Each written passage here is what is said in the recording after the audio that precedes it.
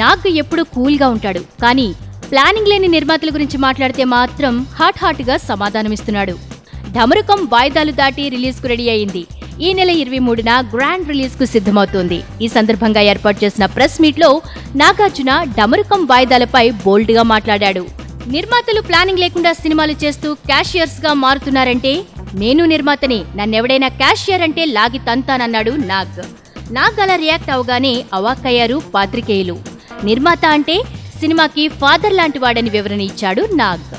ఇటువంటి cinema attempt చేయడానికి చాలా గట్స్ కావాలి. అనుకోకుండా మనం ఒక్కోసారి బిజినెస్ ప్లానింగ్ చేస్తాం, రకరకాల బరువులు పడి.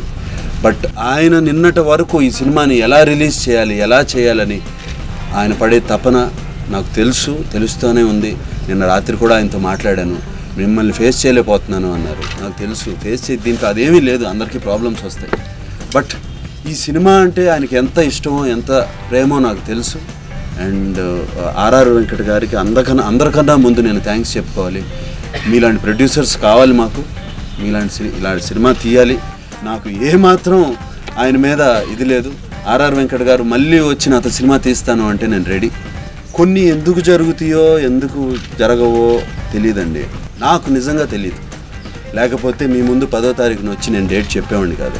మొన్న లాస్ట్ మంత్ వచ్చి నేను డేట్ నాకు నిజంగా అప్పటి వరకు కూడా తెలియదు ఇంత డెప్త్ ఉంది ఈ సినిమాలో, ఎన్ని ప్రాబ్లమ్స్ ఉన్నాయని. ఇది ఎవరిని నేను నెగిటివ్గా దీంట్లో ఎవరిని అంటానికి వీల్లేదు. దీన్ని ఏదో పెద్ద అడ్వాంటేజ్గా తీసుకుని దీన్ని ఎవరినో డబ్బులు చేసేసుకోవాలని ఎవ్వరూ చేయలేదు. ఈ సినిమా ఒక గొప్ప సినిమా తీయాలని చేసాం. అండ్ సో దీన్ని ఇక ప్రొడ్యూసర్ క్యాషియర్గా మాట్లాడారు, ఇవన్నీ ఈ సినిమాకి వర్తించవు. అది ఎవరి డెసిషన్ వాళ్ళు తీసుకుంటారండి. అన్నపూర్ణ స్టూడియోస్లో నేను సినిమాలు తీస్తున్నాను, నేను ప్రొడ్యూసర్ని. క్యాషియర్ అంటే లాగి తంతాను. So very simple.